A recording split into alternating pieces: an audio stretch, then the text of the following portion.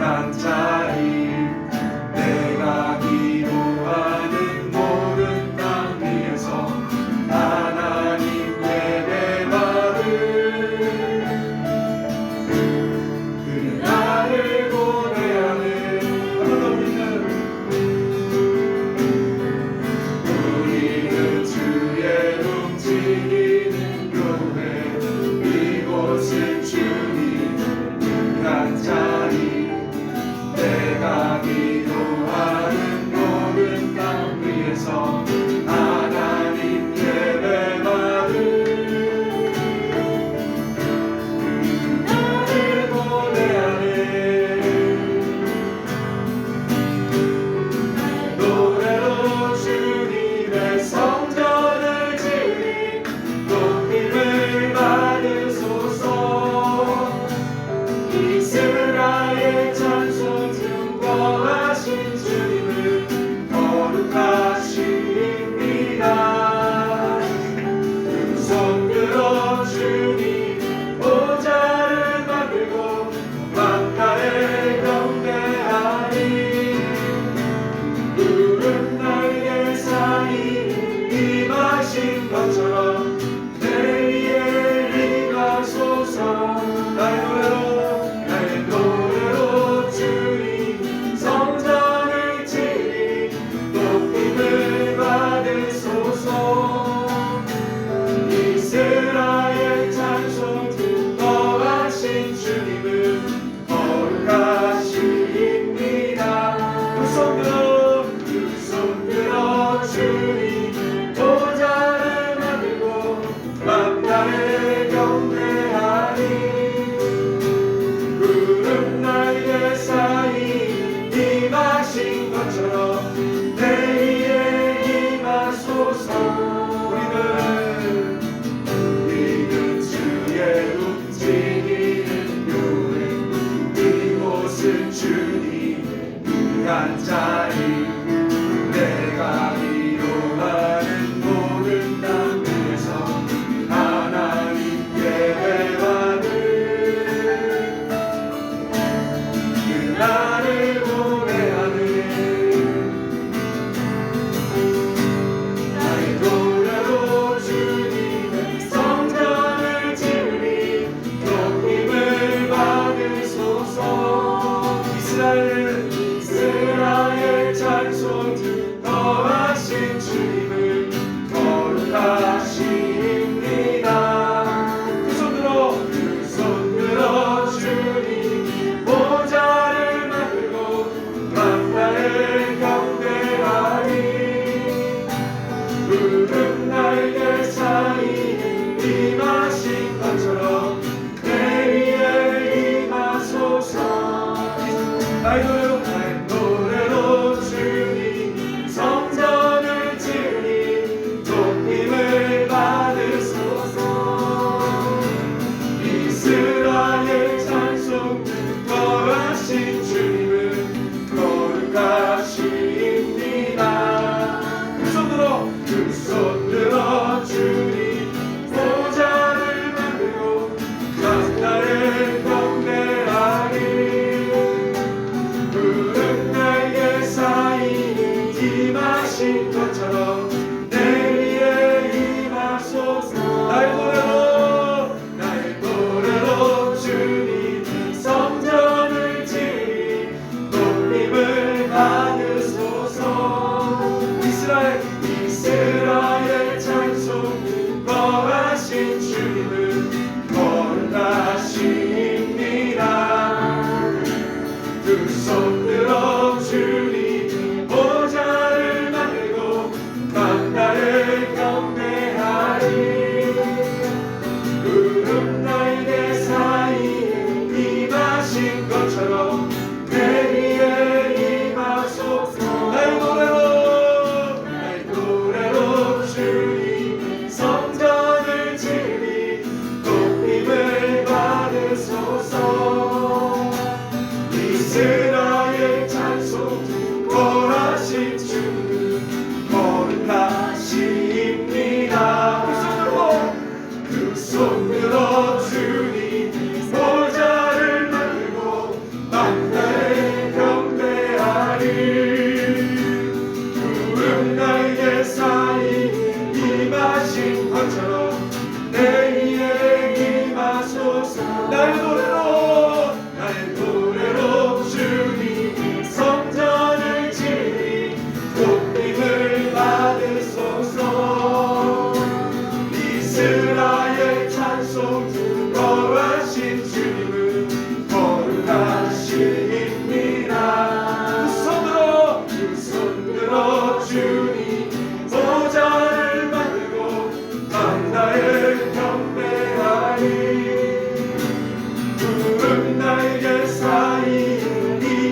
임하신 것처럼 내 위에 임하소서.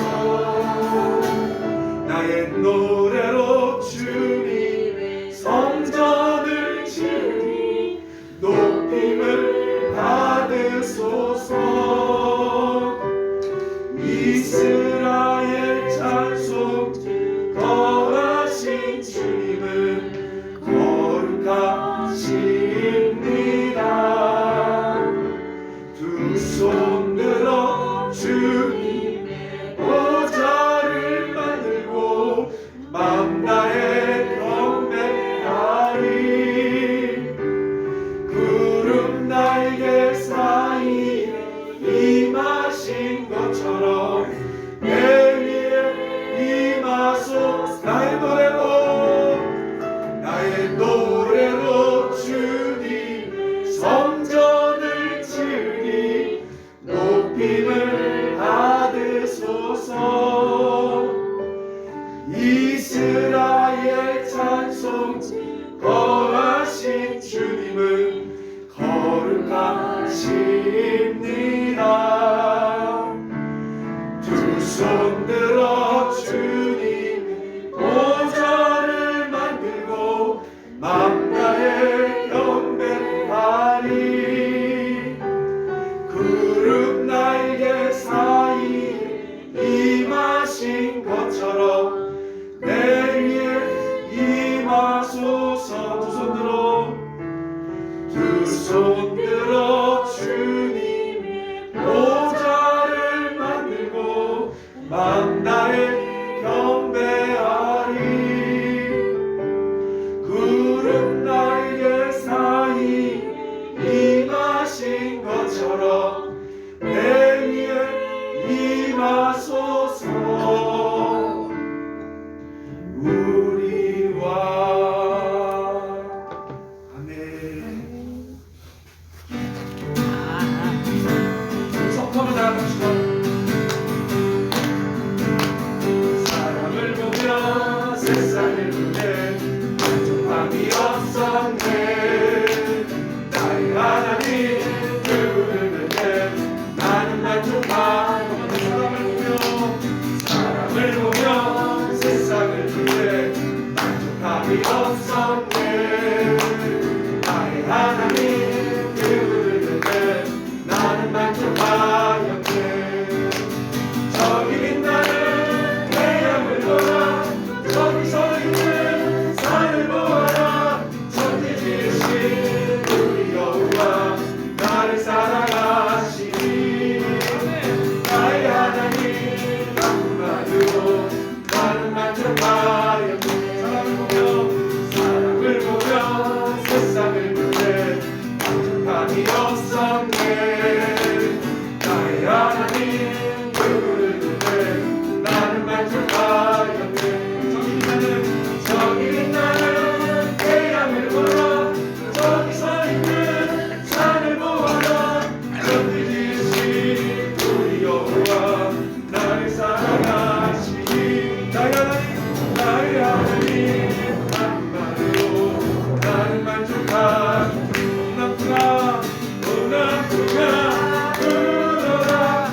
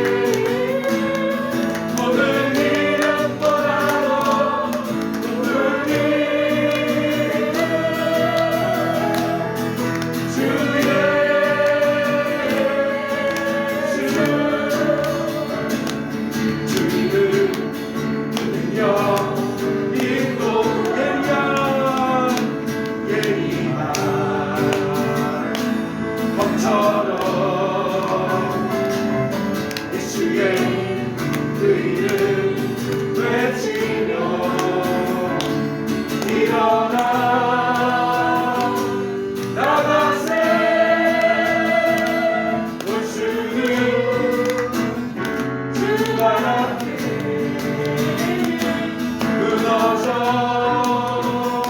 떠나가는 모든 이름 떠나고 높은 이름 주의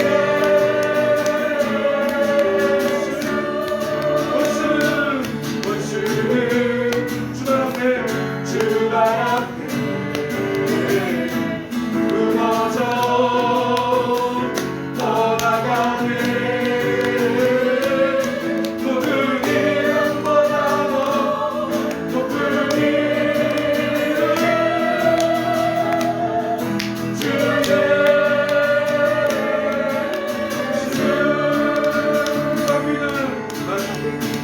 다윗은 떠나가는 같이 보자 자리께 모든 이름보다도 높은 이름 주의 말씀 모든 이름보다 모든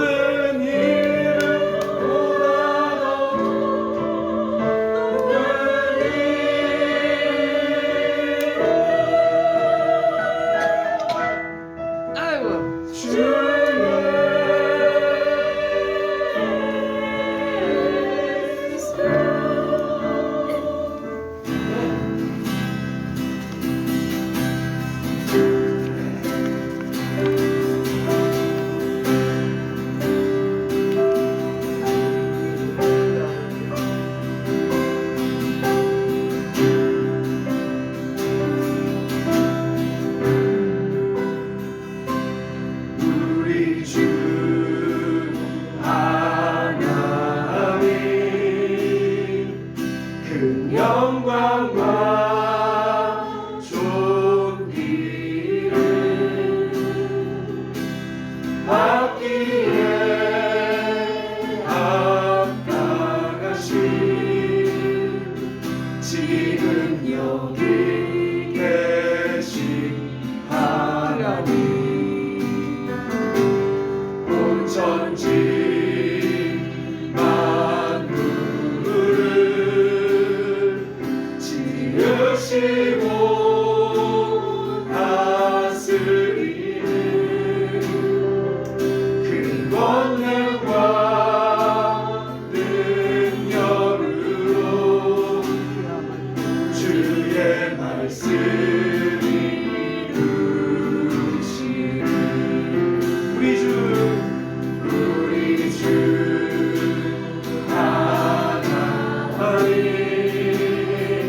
큰 영광과 존귀를 받기에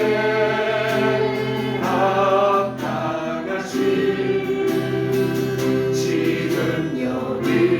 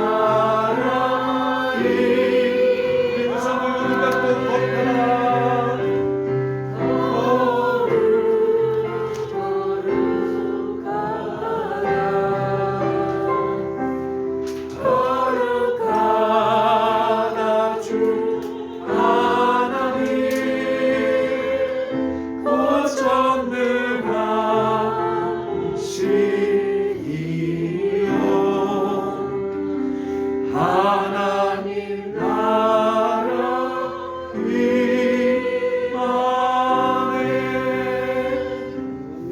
사랑의 하나님, 이 시간 주님의 나라를 간청합니다. 하나님 나라로 임하시오며 뜻이 하늘에서 이루어진 것 같이 오늘 이곳에 이루어지게 하여 주옵소서. 예수님의 이름으로 기도드립니다. 아멘. 우리 하나님 말씀 고린도전서 1장 18절부터 29절까지 말씀입니다. 우리 고린도전서 1장 18절에서 29절, 우리 신약 263쪽 고린도전서 1장 18절에서 29절까지 말씀, 우리 263페이지에 있습니다. 우리 같이 읽겠습니다. 시작. 십자가의 도가 멸망하는 자들에게는 미련한 것이요 구원을 받는 우리에게는 하나님의 능력이라. 기록된 바 내가 지혜 있는 자들의 지혜를 멸하고 총명한 자들의 총명을 폐하리라 하였으니, 지혜 있는 자가 어디 있느냐, 선비가 어디 있느냐, 이 세대의 변론가가 어디 있느냐. 하나님께서 이 세상의 지혜를 미련하게 하신 것이 아니냐. 하나님의 지혜에 있어서는 이 세상이 자기 지혜로 하나님을 알지 못함으로 하나님께서 전도에 미련한 것으로 믿는 자들을 구원하시기를 기뻐하셨도다. 유대인은 표적을 구하고 헬라인은 지혜를 찾으나 우리는 십자가에 못 박힌 그리스도를 전하니, 유대인에게는 거리끼는 것이요 이방인에게는 미련한 것이로되 오직 부름을 받은 자들에게는 유대인이나 헬라인이나 그리스도는 하나님의 능력이요 하나님의 지혜니라. 하나님의 어리석음이 사람보다 지혜롭고 하나님의 약하심이 사람보다 강하니라. 형제들아, 너희를 부르심을 보라. 육체를 따라 지혜로운 자가 많지 아니하며 능한 자가 많지 아니하며 문벌 좋은 자가 많지 아니하도다. 그러나 하나님께서 세상의 미련한 것들을 택하사 지혜 있는 자들을 부끄럽게 하려 하시고 세상의 약한 것들을 택하사 강한 것들을 부끄럽게 하려 하시며, 하나님께서 세상의 천한 것들과 멸시받는 것들과 없는 것들을 택하사 있는 것들을 폐하려 하시나니, 이는 아무 육체도 하나님 앞에 자랑하지 못하게 하려 하심이라. 아멘. 자, 오늘은 십자가의 도라는 제목으로 함께 말씀을 나누도록 하겠습니다. 자, 여러분, 예수님께서 이제 십자가에 죽으시고 부활하시며 승천하시기 직전에 제 아들을 모아놓고 이런 말씀하셨습니다. 오직 성령이 너희에게 임하시면 권능을 받고 예루살렘과 온 유대와 사마리아와 땅끝까지 이르러 내 증인이 되리라. 바로 선교 공동체가 탄생할 것임을 주님이 예언하셨어요. 그리고 실제로 마가라는 다락방에서 기도할 때 120명의 문도가 기도할 때 성령이 임하고 바로 하나님을 증거하는, 온 열방까지 하나님을 증거하는 선교 공동체인 교회가 탄생했습니다.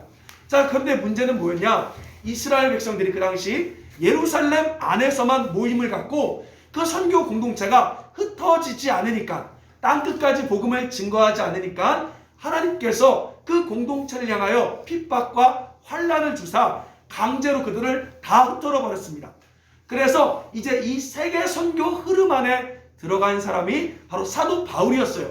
여기서 사도 바울은 원래 오늘날 터키 지방인 바로 소아시아라고 말하는 그 지방에 복음을 증거하려고 했을 때 하나님께서 바울의 길을 막으시고요. 어디로 가냐? 바로 유럽의 첫 관문인 마게도니아, 오늘날 그리스, 바로 그리스 지방에 복음을 증거하게 하셨습니다. 그래서 그리스의 아주 중요한 도시들마다 복음을 증거했는데, 특별히 그리스 남부 지방인 고린도, 바로 이 고린도에 사도 바울이 교회를 개척하고 복음을 증거했어요. 그리고 나서 그 전도여행이 끝나자마자 사도 바울은 다시 아까 처음에 자기가 하고 싶었던 바로 소아시아 터키 지방인 에베소에서 사역을 시작했습니다. 자, 그런데요, 갑자기 한 가지 문제가 발생해요. 이 고린도 교회에서 글로에라는 사람들의 편으로 편지 하나가 옵니다. 무슨 편지가 올까요? 그 내용은 고린도 교회에 여러 가지 문제가 생긴 거예요. 싸움이 벌어지고 음행의 문제가 생기고 법적인 송사의 문제가 생기고 신학적인 차이 문제가 생겨서 이 문제를 좀 바울에게 해결해 달라고 편지를 보내옵니다. 그래서 사도 바울이 이 문제를 해결하기 위한 해결서, 답변, 이 답변과 같은 것이 바로 보다 고린도 전서였습니다. 자, 고린도 전서 1장 1절 말씀을 보십시오. 자, 고린도 전서 1장 1절 우리 같이 읽겠습니다. 시작. 하나님의 뜻을 따라 그리스도 예수 사도로 부르심을 받은 바울과 형제 소스데네는, 자 여러분 줄 그으세요. 바로 사도 바울, 에베소에서 지금 있는 사도 바울과 소스데네가 고린도에 보내는 답변, 이것이 바로 고린도 전서라는 거예요. 우리가 1장 1절에서 크게 두 가지만 살펴보고 본론으로 들어갈게요. 자, 1장 1절에 보니까 하나님의 뭐라고요? 뜻을 따라 그리스도 예수 사도로 부르심을 받았다, 이렇게 이야기하고 있습니다. 자, 무슨 이야기냐면 제가 지난번에 말씀한 것처럼 시작이 틀리면 다 틀린 거예요. 사도 바울의 시작이 뭐였죠? 하나님의 뜻에서부터 부름이 온 거예요. 우리 생각에 아무리 좋고 아무리 옳아 보일지라도 하나님이 시키지 않으면 결국은 다 무너지게 되어 있습니다. 그래서 여러분, 시작이 틀리면 다 틀린 거예요. 여러분 한번 정직하게 생각해 보세요. 아, 목사님, 그러면 제가 지금 하나님의 뜻 가운데 있는지 없는지 잘 모르겠어요 하시는 분들이 있습니다. 그럼 제가 물어볼게요. 하나님이 시켰습니까? 라고 물어봤을 때 정직하게 아무 말 못하면 지금 내가 좋아서 하고 있는 거예요. 사도 바울은 하나님의 뜻에서부터 모든 신앙이 시작되었다는 거죠. 아멘. 여러분, 유대 종교 지도자 가말리엘이라는 사람은요, 사도행전 5장 38절 이렇게 말해요. 제가 읽어드릴게요. 유대인들에게 기독교 내버려 두라. 사람으로부터 시작되었으면 따라서 무너질 것이요. 그러니까 하나님으로부터 났으면 무너질 수 없고 도리어 하나님을 대적하게 된다. 아멘. 그러니까 사람의 계획은 무너지고 하나님 하신 건 반드시 된다. 이렇게 아멘. 유대 종교 지도자도 말했다는 거예요. 여러분, 무너지기 싫으시면 하나님으로부터 시작할 수 있길 소망합니다. 아멘. 여러분, 참 저도 지나와 보니까 분별이 돼요. 아, 정말 하나님이 시킨 게 있고 내가 하나님을 위해 한다라고 하지만 내가 하고 싶었던 게 있고, 이게 다 분별이 되더라고요. 그래서 여러분, 이제 얻어맞기 싫으면, 무너지기 싫으면 항상 하나님으로부터 시작하는 우리 준비 자세를 가져야 하는 것입니다. 자, 근데 욕심이 들어오면요, 하나님부터 시작된 이 뜻을 몰라요. 그래서 따라합시다. 분별하는 공동체, 바로 분별하는 공동체인 교회가 필요한 거예요. 본인은 분명히 하나님의 음성을 들은 것 같은데 분별이 안 돼. 욕심이 들어오니까. 그래서 분별하는 공동체가 필요한 것입니다. 자, 그래서 첫 번째, 하나님의 뜻을 따라 시작되어야 된다. 자, 그리고 두 번째, 자, 여기 바울과 누구래요, 여러분? 형제 소스데네, 동그라미 치세요. 소스데네. 이 소스데네가 누굴까요? 이 소스데네는 고린도 지방의 유대인들의 모임인 회당의 회당장, 지도자였던 사람이에요. 그러니까 예수님과 전혀 상관이 없던 사람인데 사도 바울을 통해 예수를 믿게 되었고요. 그리고 사도 바울을 따라 이제 선교사가 된 거예요. 자, 근데 재밌는 게요, 여러분. 이 소스데네가요, 너무 재밌어요. 고린도 교회 네 번째 목사가 나중에 됩니다. 첫 번째가 바울, 두 번째가 아볼로, 세 번째가 실라, 네 번째가 소스데네.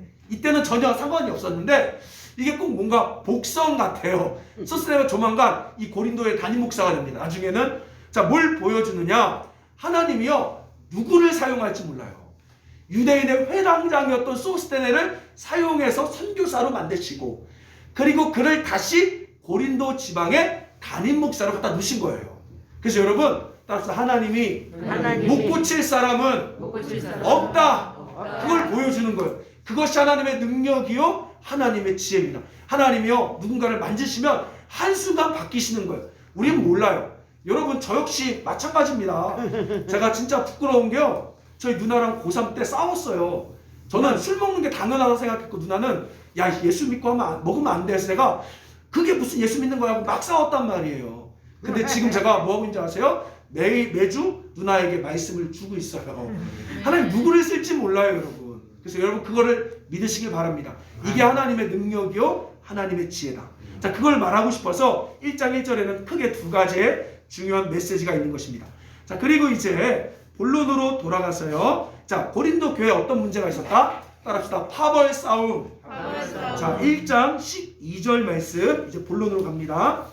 1장 12절 말씀 보겠습니다. 시작. 내가 이것을 말하거니와 너희가 각각 이르되 나는 바울에게 나는 아볼로에게, 나는 게바에게, 나는 그리스도에게 속한 자라 한다는 것이니. 자, 여러분, 성도들 사이에서 어떤 목사님한테 배웠고 어떤 목사님한테 안수받고 세례받았는지 굉장히 자부심이 있었던 것 같아요. 그래서 크게 보면 네 가지가 등장하는데, 첫 번째는 바로 고린도 교회를 개척한 사도 바울이에요. 사도 바울. 그래서 나는 고린도 교회를 개척한 그 바울 목사님한테 배웠어 하면서 자랑했던 것 같습니다. 특별히요, 여러분, 사도 바울의 성향은 그렇지 않는데 이 고린도 교회를 개척할 때요, 이야기를 들어보니까 따라서 성령의 나타남, 그러니까 은사가 되게 많이 나타났던 것 같아요. 2장 4절 5절에 나옵니다. 내가 너희에게 나아갈 때 성령의 나타남과 능력으로 복음을 증거했다. 그러다 보니까 사람들 중에서는 사도 바울의 그런 은사파, 능력, 은사, 이걸 좋아하는 사도 바울을 따라가는 분파가 하나 생겼습니다. 자, 그리고 두 번째 보니까 누가 등장합니까, 여러분? 아볼로라는 목사님이 등장해요. 자, 아볼로는 누구죠, 여러분? 자, 아볼로는 이대 목사님, 맞아요. 이대 목사님 맞는데 성경에 보니까 써놓으세요. 학식과 언변이 뛰어나대요. 이 목사님은 사도행전에 나와요. 학식과 언변이 뛰어나서 말로써 논리적으로 유대인들을 이겼더라. 그러니까 이 목사님은 얌전하신데 말을 또박또박 잘 전해요. 그러니까 사람들 중에서는 난 저런 스타일이 좋아 해서 아볼로 목사님을 좋아하고 따라가는 스타일이 있었죠. 자, 그리고 세 번째는요, 누가 등장합니까? 자, 게바는 누구죠? 베드로예요, 베드로. 자, 근데 베드로는 사실 고린도에 온 적이 없어요. 근데 어떻게 베드로파가 생겼을까요? 학자들이 추정컨대 예루살렘에 교회가 생기고 핍박이 있었잖아요. 그래서 사람들이 베드로에게 세례받은 사람들 중 일부가 고린도까지 피난 와서 머물렀던 사람. 자, 그럼 이들은 뭐가 있었을까요? 야, 니네는 바울 좋아하지? 아볼로 좋아하지? 야, 나는 초대 처음 성령 임한 정통파야, 정통파. 내가 진짜 원조 오리지널이야 해서 정통파를 자랑했던 바로 게바파가 있었다는 거예요. 그리고 이제 네 번째는 뭐죠? 네 번째는 싸우는 게 싫으니까 이도저도 아니다, 나는 예수파야 하고 각자 자기가 믿는 신앙의 칼라와 좋아하는 목사님들이 있었다는 거죠. 저는 여러분에게 물어볼게요. 여러분 1번 바울파, 2번 아볼로파, 3번 게바파, 4번 난 예수파. 무슨 파 좋아요? 예수파입니까? 성향들이 다 다르죠. 다를 수 있어요. 근데 제가 봤을 때는요, 이게 좋은 교회예요. 제가 보니까요, 여러분 이렇게 얘기하면 또 놀랄 수 있는데, 성도들이 교회를 막 이렇게 떠나잖아요. 근데 떠나고 옮기는 게 나쁜 게 아닙니다. 하나님께서는요, 각 교회 성향 따라 사람들의 맞춤형 학습을 시키는 거예요. 교회는 하나예요. 그러니까 어떤 교회는 새 가족이 오기 좋은 교회가 있고, 어떤 교회는 훈련받기 좋은 교회가 있고, 어떤 교회는 선교로 보내기 좋은 교회가 있어요. 그래서 하나님께서 때로는 어렸을 때는 이 교회 갔다가 이제 더 이상 뭔가 이제 채워지지 않으니 또 다른 교회로 보내시고, 또 다른 교회로 보내시는 거 역시도 하나님의 뜻이에요. 근데 더 좋은 건 뭐냐면 성도가 옮기지 않고 목사들이 바뀌면 돼요. 그래서 어떤 목사님은 개척의 은사가 있어. 그래서 막 불같이 세우고, 어떤 목사님은 제자 훈련을 잘해서 말씀으로 잘 가르치고, 나중에 어떤 목사님은 선교의 비전이 있어. 그 성도를 보내는 거. 그래서 여러분, 교회는 하나밖에 없어요. 사실 싸울 게 없습니다. 하나님은요, 이 다양성을 다 존중하세요. 여러분, 교회에서 하나라는 건 뭐라고요? 똑같은 하나가 아니라 다양성을 인정하는 거예요. 믿으십니까? 그래서 어떤 사람은 막 찬양이 좋으면 냅둬야 돼요. 근데 어떤 장로님들은 하지마 뭐 이러고, 그럴 필요가 없어요. 그 다양성 속에서 하나님이 만드시는 거죠. 자, 근데 중요한 건요, 사도 바울이 뭐라고 얘기하냐? 사람이 중요하지 않다. 누구에게 배웠건, 누구에게 세례받았건, 그게 중요한 것이 아니라, 따라서 그들이 전해준 메시지, 그게 중요하다는 거예요. 사실 그 메시지가 뭐죠? 바로 복음, 십자가라는 것입니다. 우리 1장 17절 말씀 보세요. 자, 1장 17절 같이 읽겠습니다. 시작. 그리스도께서 나를 보내심은 세례를 베풀게 하려 하심이 아니요 오직 복음을 전하게 하려 하시기로되, 말의 지혜로 하지 아니함은 그리스도의 십자가가 헛되지 않게 하려 함이라. 자, 뭐라고 말해요? 세례를 베푼 것, 누구에게 가르침을 준 것 중요하지 않고 그 메시지인 복음이 중요하다. 그 복음이 바로 뭐라고요? 십자가다. 그 이야기하고 있어요. 자, 그럼 제가 여러분 물어볼게요. 여기서 오늘 십자가 복음이 뭘까요? 십자가 복음이 뭘까요? 어떤 사람들은 일반적으로 예수님이 나를 위해 죽었다. 그리고 나도 예수님을 위해 죽어야 된다. 이렇게 십자가를 이해합니다. 그것도 맞아요. 근데 고린도 전서에서 하고 싶은 말은 뭐냐면 복음 십자가라는 것은 바로 복음의 삶, 십자가의 삶을 살고 있는지 안 살고 있는지 그게 중요하다는 거예요. 자, 그러면 여러분 십자가의 삶을 산다는 게 뭘까요? 우리가 한번 말씀을 통해 배워볼게요. 1장 18절 보세요. 1장 18절 같이 읽겠습니다. 시작. 십자가의 도가 멸망하는 자들에게는 미련한 것이요 구원을 받는 우리에게는 하나님의 능력이라. 여러분 십자가는요 믿지 않는 사람들에게는 굉장히 불편하고 굉장히 미련해 보이고 굉장히 흉악한 거예요. 자, 우리는 많은 사람들이요 십자가 좋아해요. 혹시 여러분 집에 십자가 목걸이 있어요? 십자가 이렇게 문양된 거 있어요? 우린 자랑스럽게 여기지만 사실 이 성경 시대 사람들이 봤을 때 십자가가 어떤 의미를 가지고 있는지를 먼저 배워야 합니다.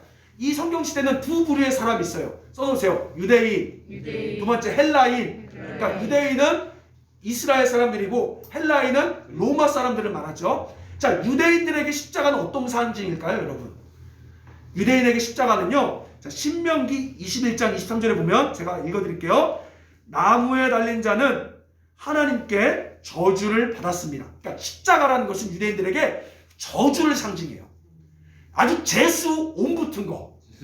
그게 십자가예요, 여러분. 우리는 십자가를 좋아하고 막 교회들이 십자가를 달지만 그들의 사상과 배경에서는 재수 온 붙은 거예요.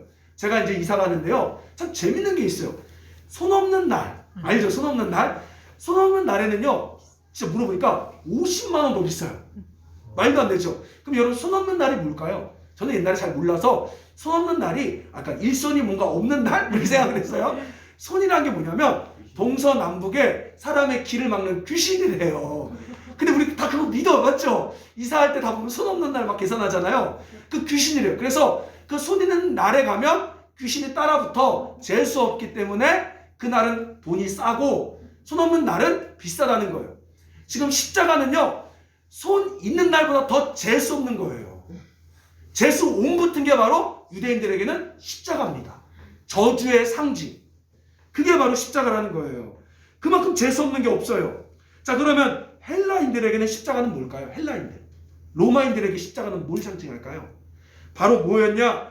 극악 무도한 사람을 죽이는 사형도구. 사형도구. 아주 무시무시하고 잔인한 사형도구. 자, 그래서요 험악한 거예요. 험악한 거. 인생을 얼마나 험악하고 못 살았으면, 미련하게 살았으면 적이 매달려 죽냐 할 정도로 미련하고 험악하고 아주 뭐랄까 쳐다보기도 싫은, 그게 바로 십자가였습니다. 자, 여러분 십자가 어떻게 죽죠? 양팔을 나무 못에 박아요. 그러면요 몸이 어떻게 되죠? 바닥으로 쏠려요. 그래서 피가 밑으로 내려가다 보니까 혈액순환이 제대로 되지 않는데요. 그러니까 못 박혀서 죽는 게 아닙니다. 혈액순환이 되지 않아서 호흡이 빨라져요.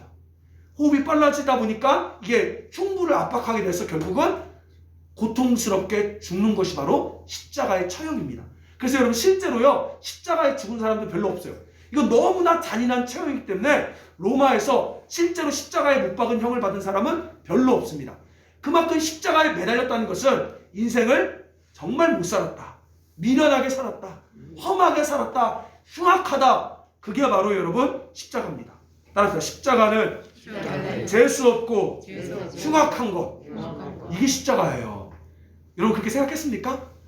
야, 여러분 이런 것 같아요. 우리나라로 치면 십자가 모양을 비교할 수 없지만 숫자 4. 그래서 여러분 교회에다가 4가 딱 붙어서 죽을 4. 여러분 병원 가도요 4층 없는 거 알죠? 왜? 재수없게 생각하니까. 웃기지 않아요? 똑똑한 의사들이 병원에 가면 4층이 없어요. 1, 2, 3, 5던가 1, 2, F 5던가. 맞죠? 그 숫자 4가 재수없는 것처럼 이 성경시대 십자가는 그런 거와 똑같아요. 그러니까 여러분 어떻게 보면 십자가 목걸이 메고 다니면 이 유대인들이 봤을 때는 진짜 웃긴 거예요. 여러분 지나가는데 누가 4자 막 메고 다녀. 자동차에다가 4자 딱 붙여. 여러분 집에다가 교회에다가 크게 숫자 4를 붙여요. 어때요? 우리 봤을 때 웃기죠? 바로 이 십자가는 정말 재수 없는 것이며 그 다음에 흉악하고 미련한 것, 그게 바로 성경에서 말하는 십자가예요. 자, 23절 보세요. 이게 십자가의 의미입니다. 자, 23절 보십시오. 보세요, 23절. 1장 23절 같이 읽겠습니다. 시작. 유대인은 십자가를 받게 그리스도를 하니 유대인에게는 거리끼는 것이요 이방인에게는 미련한 것이요. 자, 여기 쭉 보세요. 유대인에게 뭐래요? 아까 저주니까 아우 가기도 싫어, 아 근처도 싫어 하는 꺼리끼는 것이래요. 자, 이방인에게는 뭐래요? 미련한 것. 어우 저 가장 나쁜 놈, 인생을 잘못 살은 저 미련한 놈, 죄 많은 놈이 나는 거지, 저 십자가는 저 미련한 거지, 그렇게 느껴진다는 거예요, 그들에게는. 자, 여러분 이해되십니까? 자, 그래서요 예수님께서는요, 자 보세요, 그래서 저를 보세요. 사탄은요 예수님을 사람들 앞에서 아주 모욕을 주고 개망신을 주고 사람들이 쳐다도 보지 못하게 하려고 십자가에 죽이려고 한 거예요. 그래서 사단이, 그러니까 사람들이 예수님한테 따라가면 구원받잖아요. 사람들이 예수님 믿으면 안 되잖아요. 그래서 사탄이요 예수님을 개무시하고 사람들 앞에 짓밟고 사람들이 쳐다보지도 못하게. 왜? 유대인들은 십자가를 쳐다보지도 않으니까, 헬라인들은 정말 미련하게 보이니까. 그래서 예수님을 사탄은 십자가에 못 박은 겁니다. 사탄은요 원래 처음부터 예수님을 죽이려고 계획했어요. 왜? 구원 계획을 망치려고. 그래서 여러분 2살 때, 예수님 2살 때 어떤 일이 벌어지죠? 헤롯 왕이라는 사람을 충동해서, 사탄이 충동해서 어린아이를 다 죽이죠. 근데 이 계획이 실패합니다. 왜 실패하죠? 예수님의 부모가 천사의 지시를 받고 이스라엘을 떠나 애굽에 도망갔다 왔기 때문에. 사탄이 이 계획을 실패하자 또 죽이려고 나타나요. 언제요? 예수님이 광야에서 금식하고 있을 때. 그의 앞길을 막으려고 돌을 떡덩이 되게 해라, 돌을 떡덩이 되게 해라 하고 계속해서 예수님의 앞길을 막고 죽이려고 공격합니다. 근데 또 실패해요. 그래서 마지막으로 사탄이 가장 생각한 게 뭐냐? 어떻게 하면 사람들이 예수님을 제일 싫어하고 어떻게 하면 예수님이 정말 망신당하고 짓밟힐 수 있을까 고민한 것이 바로 뭐다? 십자가예요. 그래서 가룟 유다를 마음을 충동질해서 예수님의 제자 가룟 유다가 예수님을 은 30에 팔아넘기고 종교 지도자들 다 마음을 휩쓸어 모아서 십자가에 못 박아버린 거죠. 여러분 어때요? 누가 이긴 거예요? 사탄이 이긴 거죠. 정말 멋있지 않습니까? 사탄 입장에서는 최고의 계획이에요. 사람들이 예수님한테 근처도 못 가게. 자, 여러분 솔직히요 지금 이런 거와 같아요. 좀 장사가 잘 되는 집이 있는데 사람들이 그 근처 못 가게 하려면 어떻게 해야 돼요? 똥물 바가지 하나 뿌려버리면 안 가잖아요. 아무리 인테리어가 멋있어도 똥물이 바닥에 있으면 누가 가겠습니까? 그것처럼 사탄은 아무도 예수님께로 못 가게 하려고 바로 사람들이 쳐다보지도 않는 그 십자가, 그 재수 없는 십자가에 예수님을 못 박아버린 거예요. 사탄이 완전히 승리한 거죠. 자, 그런데 놀라운 사실은 뭐예요? 사탄이 이긴 줄만 알았는데 갑자기 예수님이 그 저주받은 십자가에서 부활하십니다. 자, 그래서 어떤 일이 벌어집니까? 바로 사망과 저주를 이기신 왕으로 모든 사람 앞에 증명되기 시작해요. 예수님이 죽은 줄 알고 실패하고 망가진 줄 알았는데, 인간의 계획이, 사탄의 계획이 이긴 줄 알았는데 오히려 십자가에서 반전이 일어나서 결국 예수님이 죽은 것이 아니라, 따라합시다, 사탄의 머리통이 박살났습니다. 그 십자가에서 사탄의 머리통이 박살난 거예요. 자, 골로새서 2장 15절 보세요.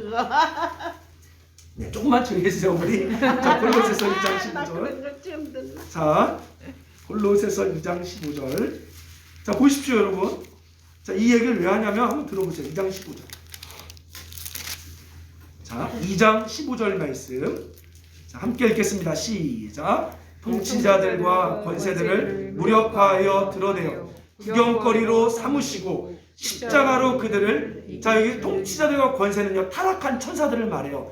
사탄의 세력들을 무력화하여 드러내어 구경거리로 발가벗긴 거예요. 그들을 발가벗겨버리고 뭘로 이겼다? 십자가로. 사탄이 이긴 줄 알았는데 결국은 누가 망신당한 거예요? 사탄이. 이게 바로 십자가며, 따라서 하나님의 지혜. 이게 하나님의 지혜예요.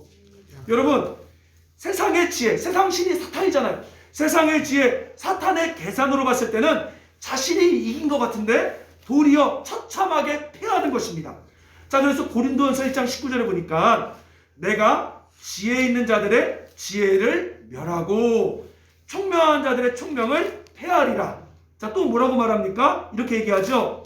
자, 27절에 보면 바로 미련한 자들 택하사 지혜 있는 자들, 이 세상에 똑똑해 보이는 자들을 부끄럽게 하고 세상의 약한 것들을 택하사 강한 것들을 부끄럽게 하시며, 이게 바로 십자가의 지혜이며 십자가의 능력이라는 거예요. 아멘. 아멘. 여러분, 인간이 이 세상에 아무리 똑똑해도요, 이 세상의 똑똑과 지혜로는 하나님을 알 수도 없어요. 하나님을 깨달을 수가 없습니다. 왜? 하나님의 지혜와 세상의 지혜가 비교할 수 없기 때문에 그래요. 그래서 하나님께서는요, 하나님의 지혜를 알기 위해서 어떻게 만드는 줄 아십니까? 바로 따라합시다. 전도에 미련한 것. 우리가 봤을 때 여러분, 전도가 미련해요. 논리적으로 이해가 돼요? 논리성이 없어요. 여러분, 세상 사람들은요, 그 사람들이 참여하고 동참하기 위해서는요, 자, 여기 보세요, 말씀. 자, 22절 보십시오. 22절. 자, 22절. 자, 유대인은 뭘 구한대요? 자, 이 표적은 사인이죠. 입질. 우리 남자들 입질 온다. 그러니까 우리가 무슨 일을 하더라도요, 뭔가 이렇게 입질이 오고 사인이 오는 게 보여야만 간단 말이에요. 그러니까 유대인들은 사인이 있어야만 움직여요. 자, 그리고 자, 보세요. 헬라인은 뭘 찾는데요? 헬라인은 논리예요. 자기 논리에 맞아야만 움직이고 순종해요. 그러니까 사람들은, 세상의 사람들은 뭔가 눈에 보이는 뭔가, 예를 들면 주식이라도 뭔가 이렇게 올라가는 게 보여야 되고, 또 아니면 논리적으로 뭔가 타당해야만 그걸 믿고 그걸 따라가는데, 하나님의 지혜는 그런 사인으로도 알 수 없고 논리적으로 타당할 수도 이해할 수 없기 때문에 뭐라고요? 전도에 미련한 것. 그러니까 설득이 아니라 그냥 따라합시다. 믿음으로만 하나님의 지혜를 알 수 있다는 거예요. 그게 바로, 근데 그 믿음인데 그게 바로 뭐다? 이해보다 빠르다는 거예요. 믿음이 논리보다, 사인보다 빠르다는 거예요. 믿으십니까? 아멘. 그게 하나님의 지혜고 십자가의 길을 간다는 사람들의 특징이라는 거예요. 하나님의 지혜, 하나님의 십자가, 하나님의 방법은 따라합시다. 사인으로, 논리로 알 수 없습니다. 자, 그래서 이 지혜를 통해 세상의 지혜가, 십자가가 얼마나 어리석은지를 보여주며, 따라합시다. 지혜와 부와 능력이 하나님께 있음을 우리를 통해서 보여주는 거죠. 이게 하나님의 영광입니다. 자, 한번 저를 보세요. 이게 뭔지 제가 설명할게요. 자, 기드온의 300용사를 한번 생각해 볼게요. 자, 이스라엘 쳐들어온 미디안 사람이 13만 5천이에요. 이스라엘의 용사는 3만 2천밖에 들지 않습니다. 자, 우리 생각, 우리 계산으로는 어떻게 해야 돼요? 우리 수가 많아져야 되죠. 최소 얼만큼? 최소 한 10만이 늘던가 한 20만이 와야 그들은 이길 수가 있어요. 그래서 우리 생각은요, 하나님 10만의 수를 주세요, 20만의 수를 주세요, 이렇게 계산한단 말이에요. 근데 하나님 뭐라 그래요? 그 수가 너무 많대요. 왜냐하면 3만 2천으로 이겨도 너희 확률상 거의 희박하지만 그래도 너희가 이길 수 있다는 계산이 되기 때문에 그 수를 줄이라고 말합니다. 그래서 어떻게 말해요? 두려워 떠는 자는 다 가라. 자신 없고 두려운 사람은 다 떠나가라 하니까 2만 2천이 떠나갔어요. 몇 명 남았어요? 10,000명 남았어요. 근데도 하나님 보시기에는요, 그 수가 너무 많은 거예요. 여러분, 인간의 계산으로는 그 십자가 안에 절망이잖아요. 그냥 죽는 거잖아요. 근데 하나님이 그 수를 뚝 줄여요. 그래서 물을 손으로 떠서 먹는 300명만 택하사 그 300명을 가지고 13만 5천을 이기게 하십니다. 어떻게 해요? 그 13만 5천 사람들 마음속에 두려움을 주고요, 서로 안에 분열함을 줘서 서로 두려워 싸우다가 지들끼리 싸우다가 죽어버려요. 이게 바로 하나님의 수고, 하나님의 계산이에요.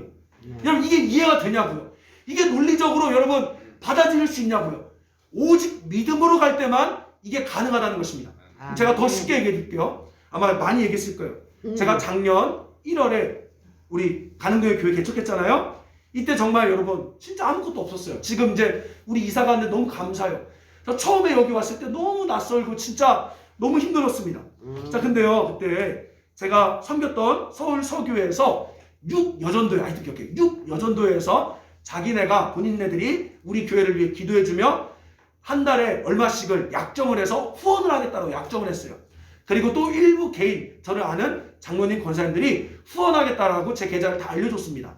자, 그런데요, 어느 날 개척하고 얼마 안 됐을 때 하나님이 제 마음속에 어떤 생각을 줬냐면, 너 자립하고 싶냐? 너 진짜 이렇게 남들에게 도움받는 교회가 아니라 도움받는 개척교회가 아니라 자립하는 교회가 되고 싶냐? 이런 생각을 주셨어요. 그래서 제가 물어봤죠. 생각 속에 어떻게 하면 자립합니까? 내가 알려줄까? 네, 알려주세요. 자, 그때 이런 생각이 들어왔습니다. 너가 오늘부터 사람들의 도움을 안 받고 자립하기로 결정하는 그 순간 자립교회야. 돈이 있어서가 아니라 너가 남들의 도움을 안 받기로 결정하는 순간 너 스스로 자립하겠다라고 말하면 그게 자립교회야. 당연한 말인 거예요. 맞지 않아요, 여러분? 근데 제가 가만히 생각해 보니까 이게 도움받는 교회들은 거의 대부분 90%가 평생 도움만 받아. 안 끝나. 그래서 어차피 죽을 거면 그래 빨리 죽자 해서요. 제가 진짜 일일이 후원 약속한 사람들에게 다 전화했습니다. 전화해서요. 저 후원 안 받겠습니다. 저 그냥 한번 하나님 믿고 자립해보고 싶어요. 후원 안 받겠습니다. 이렇게 말하자요. 선교 장로님 저보다 더 놀래요. 진짜냐고. 난 처음 봤다고. 이런 경우. 정말 목사님 후원 안 해줘도 돼요? 네, 해주지 마세요. 해서 주보에 한 주 올라갔다가 그때부터 주보에 지워졌습니다. 근데 주보에 올라가긴 했어요. 한다고 약속을 했으니까. 그래서 여러분 제가 말이 거짓말 아니라 2020년 1월 첫 주 주보에 보면 주님사랑교회 6여전도에 후원 써 있고요. 둘째 주부터 이름이 없어졌습니다. 그 진짜 다 없앴어요. 여러분 솔직히요. 사람의 계산으로 뭔가 잘 되기 위해서는 어떻게 해요? 도움 받아야 되잖아요. 제가요. 무슨 일도 있었냐면요. 동기 목사님이 LA에서 목회하는데 작년에요. 트럼프가요. 재난지원금 많이 줬어요. 우리나라 조금 준 거예요, 사실은. 그래서 그 친구가 뭐라 했냐면 너 힘들지? 내가 계좌번호 알려주면 우리 지원금 받은 거 있으니까 돕고 싶어. 근데 돕는다라는 단어 때문에요. 제가 계좌번호 안 알려줬습니다. 왜? 저와 하나님과의 약속이에요. 믿음이에요. 자, 그런데 여러분 감사하게요. 우리가 지난 볼리비아까지요. 1억 이상을 썼어요. 그 이해가 되냐고요. 그 이해가 되냐고요. 여러분 이해가 안 돼요. 근데 그게 하나님의 지혜인 거예요. 십자가의 삶이라는 건 뭐냐면 표적을 따라 사인을 따라 움직이고 논리적으로 움직이는 것이 아니라 세상은 도저히 이해가 안 돼. 그래서 믿음만 필요한 거예요.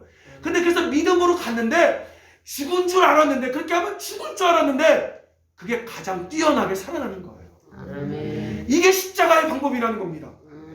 여러분 저 이렇게 말했지만요. 하나님이 만약에 더 이상 증명하지 않으시면 좀 망하는 거예요. 그게 십자가예요. 자, 고린도전서 15장에 보면요. 이렇게 얘기합니다. 우리 한번 찾아봅시다. 자, 고린도전서 15장을 보세요. 여러분 이게 중요한 거예요, 지금. 고린도전서 15장. 자, 15장 19절 말씀. 자, 15장 19절. 282쪽. 자, 한번 읽어보세요. 읽어봅시다. 시작. 만일 그리스도 안에서 우리가 바라는 것이 다만 이 세상의 삶뿐이면 모든 사람 가운데 우리가 더욱 불쌍한 자라. 자, 뭘 이야기합니까? 부활을 이야기하면서요. 십자가의 길을 갔는데 만약에 부활의 역사, 하나님의 나타남, 하나님의 기적이 없으면 뭐라고요? 우리는 제일 불쌍한 자가 되는 거예요. 아멘? 그러니까 여러분이 정말 신앙생활을 했을 때 하나님이 나타나지 않으면 여러분 제일 불쌍한 겁니다. 아니면 십자가를 안 가던가 십자가의 방법으로 안 간 거예요. 그러니까 세상이 봤을 때는 논리적으로 이해할 수가 없어요. 세상이 봤을 때는 말도 안 돼. 저건 망한 거야 100%. 근데 맞아 우리 망한 거예요. 근데 뭐가 있다고요? 거기에 하나님의 부활, 하나님의 능력을 더미는 거죠. 아멘. 정직하게 여러분 지금 하나님 나타나지 않으면 망합니다. 우린 망해요. 여러분 우리 한번 이렇게 해봅시다. 이제 1년이 지났어요. 전 근데 이걸로 만족 못해요. 다시 1년을 나아갈 건데 하나님이 증명해 주지 않으면 전 접을 거예요. 언제든지. 왜? 망할 수밖에 없어요. 그러나 하나님이 증명해 주신다고 하면 내 생명과 내 삶 모두를 진짜 걸고 십자가로 달려나갈 것입니다. 아멘. 사람의 이해가 아니라 사람의 계산이 아니라 바로 하나님의 십자가의 지혜. 아멘. 아멘. 여러분 중요한 게 있어요. 하나님이 하실 일이고요. 그것은 따라서 우리는 이해하는 것이 아니라 이해하는 것이 믿고 아니라 순종하는 믿고 순종하는 십자가의 지혜로 사는 것입니다. 십자가의 지혜로 사는 것입니다. 아멘. 여러분 어디 신학교를 나왔든지 어디 교단에 있든지 돈이 얼마든지 어디 교회 다니든지 무슨 은혜 받았든지 공부 얼마나 했든지 그게 중요하지 않아요. 지금 당신은 십자가의 길로 살고 있는지 십자가의 방법으로 살고 있는지 그거 물어보고 있습니다. 하나님은. 어떤 분들이 이렇게 얘기해요. 목사님 저 순종하고 싶어요. 그런데 하나님 음성이 안 들려요 하신 분이 있어요. 그럼 제가 물어볼게요. 다시 하나님 말씀하면 다 던질 마음이 있습니까? 정말로. 목사님 저 안 들려요. 하나님 정말 당신에게 말한다라고 하면 다 걸 마음 있습니까? 한번 스스로에게 물어봅니다. 여러분, 하나님께서는요 이렇게 이야기하고 있는 거예요. 정말 다 던질 마음 있어요? 올 한 해 벌써 12월이 됐습니다. 하나님이 여러분 가운데 나타남이 있었어요? 나타남이 있었습니까? 없으면 두 가지예요. 첫째, 낭비하지 마시고 그냥 신앙을 그냥 이제 편하게 본인 길로 가세요. 두 번째, 나타남이 없었는데 있기를 사모하시면 십자가에 다 걸어야 되는 거예요. 아멘. 여러분, 저를 믿으라. 저도 몰라요. 그냥 하나님이 증명해 주실 것이고, 하나님 증명하지 않으면 저도 그냥 끝나는 거예요. 그냥 믿는 겁니다. 여러분, 저에게 여러분 도전합니다. 여러분 도전해요. 네. 여러분 도전합니다. 하나님 나타나지 않으면 살 수 없어요. 여러분, 위로로 살 수 없습니다. 저 지금 얘기할게요. 브라질을 위해서 기도합니다. 지금요 100% 못 가요. 지금 100% 못 가는 환경입니다. 근데요, 저랑 제 아내는 사직 다 던지고 가는 거예요. 근데 만약에 못 가면 망하는 거예요. 저 그러면 안 할 거예요. 제가 뭔가 여러분을 선동하고 끌고자 하자는 게 아니라 안 되면 저 안 할 거예요. 그러나 십자가에 내 삶을 한번 던져볼 거예요. 그리고 그 이유는, 그 다음은 하나님 증명해 주신 거예요. 더 이상 증명해 주지 않으면 우린 접고 열심히 살면 되는 것입니다. 여러분, 주님이 묻고 있습니다. 너 정말 십자가만 자랑할래? 너 정말 십자가의 길로 가보지 않을래? 여러분, 제가 아까 찬양하는데 우리 반주해 주세요. 장난칠 시간이 없어요. 선교 장난이 아닙니다. 대한민국에 들어온 선교사 목숨 걸고 들어왔고, 그 당시 우리나라 콜레라, 홍역, 열병 있을 때 수많은 미국에서 부모들이, 친구들이 뜯어 말렸어요. 근데도 20대 때 약혼녀 놓고 왔다가 결혼도 못 해보고 죽은 사람들 많아요. 선교 간다면 미친놈이겠죠. 맞아요. 미친놈 맞아요. 근데 저는 장난칠 생각이 없어요. 저는 여행 갈 생각이 없어요. 저 놀고 싶어 가는 게 아니에요. 대신 바라는 것은 나로 말미암아 괜히 코로나가 터져서 남들에게 피해 주지만 않으면 그걸 바라는 것 뿐이지, 여러분, 신앙생활 장난칠 시간이 없습니다. 농담 까먹게 하고 종교생활하고 차 마시고 이야기하고 좋은 멤버십 하려고 제가 만든 거 아니고 인생 다 거는 거예요. 그래서 주님이 나타나지 않으면 우리 빨리 접읍시다. 접고 이제 여러분 원하는 대로 사세요. 그래도 하나님 앞에 우리가 할 말 있잖아요. 하나님, 저 정말 다 걸었는데 주님이 하지 않았어요. 저 그래서 이제는 다시 세상의 지혜로 갑니다. 여러분, 타협이 없어요. 놀 시간이 없습니다. 여러분, 그냥 교회 와서 위로만 받고 갈래요?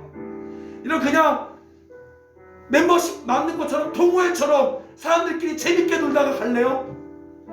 아니면 정말 내 삶을 다 걸고 주의 십자가 나타나는 그 하나님의 지혜로 살겠습니까? 주님이 여러분에게 선택하라고 말씀하십니다. 우리 한번 같이 기도합시다. 이렇게 기도합시다.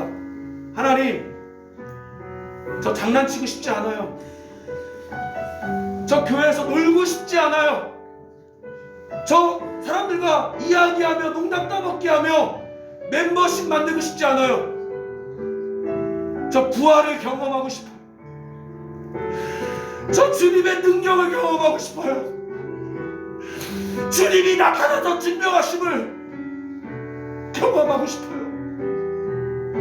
하나님, 미련해 보이지만 이 십자가의 길을 갈 수 있도록 저에게 성령을 주시옵소서.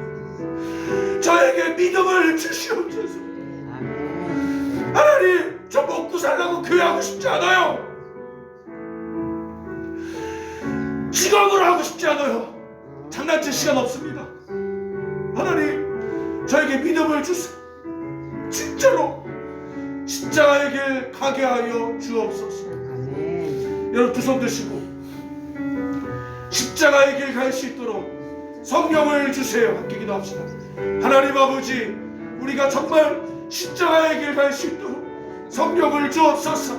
그래서 하나님, 똑똑한 자들의 지혜를 폐하고 잘난 사람들을 부끄럽게 만드는 하나님의 영광, 하나님의 그 십자가를 세상에 드러내는 우리 되게 하여 주옵소서. 쟤네 멍청한 줄 알았는데 우리가 멍청했구나 라고 그 하나님의 영광을 드러낼 수 있는 우리 교회가 되길 원합니다. 하나님의 영광을 위해 우리가 살길 원합니다. 하나님의 영광을 위해 살길 원합니다. 쟤네 망했어, 쟤네 더러워, 쟤네 저주받았어 했는데 하나님, 사실은 우리가 망한 거고 우리가 저주받은 거라고 그거 깨닫고 세상이 돌아오는 그 하나님의 영광을 드러내길 원합니다. 십자가의 길 갈 수 있도록 성령 충만 주시옵소서. 주님 주시옵소서. 우리 난 지극히 작은 자 함께 찬양하겠습니다. 난 지극히 작은 자, 지극히 작은 자, 죄인 중에 무익한 날 부르셔서 간절한 기대와 소망 부끄럽지 않게 십자가 전케 하셨네. 어디든지 가리라, 어디든지 가리라 주 위에 나는 전하리 그 십자가. 몸에 맨 십자가 그 보혈의 향기 온 세상 채울 때까지 살아도 주를 위해, 살아도 주를 위해, 죽어도 주를 위해 사나 죽으나 난 주의 것. 십자가의 능력, 십자가의 소망 내 안에 주만 사시는. 살아도 주를 위해, 살아도 주를 위해, 죽어도 주를 위해 사나 죽으나 난 주의 것.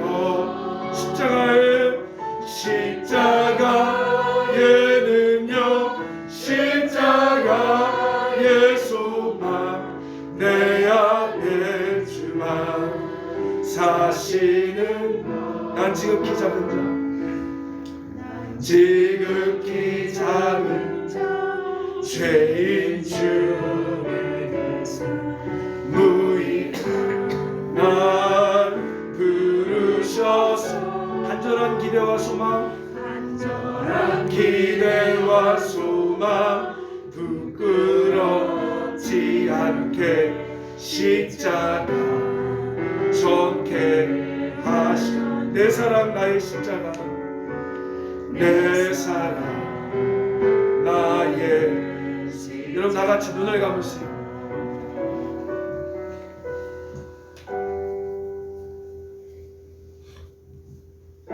하나님, 우리가 이제 십자가에 못 박히길 원합니다. 그 다음은 주님이 증명해 주셔야 합니다. 세상의 방법, 세상의 지혜, 세상의 놀이 따라가지 않고 더러워 보이고 흉악해 보이고 재수 없어 보이는 그 십자가의 길로 가겠습니다. 그러나 그 길은 고난이 아니라 부활이고 승리이고 능력임을 믿습니다. 그래서 하나님, 세상의 지혜를 폐하시고 똑똑한 자들을 어리석게 만드는 그 하나님의 지혜를 드러내는 하나님의 영광을 위해 살아가는 의의 나무들 되게 하여 주시옵소서. 감사드리며 예수님의 이름으로 기도드립니다. 아멘. 주 예수 그리스도의 은혜와 하나님 아버지의 사랑과 성령의 교통하심이 십자가의 지혜로, 십자가의 길로 걸어가기로 다짐하는 우리 의의 나무들 위에 이제부터 영원토록 함께 있을지어다. 아멘.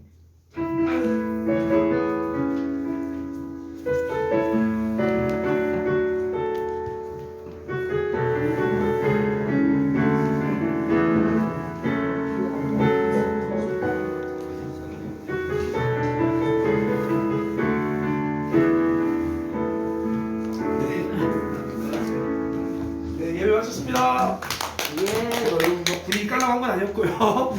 네. 우리 금요일에 우리 선교를 위해서 기도할 모임을 가지려고 그래요. 그래서 7시에 어디죠? 이미숙 집사님네 집에서 모임할 건데 우리가 이렇게 지금 코로나가 좀 심한 게 있기 때문에 여러분 마스크 쓰고 할 거고요. 또 다 모이지 마시고 정말로 내가 기도해야겠다. 정말 이번에는 좀 필요하다 기도가 하시는 분들만 우리 손으로 모여서 기도하도록 하겠습니다. 네, 그 이상으로 모임 마쳤습니다.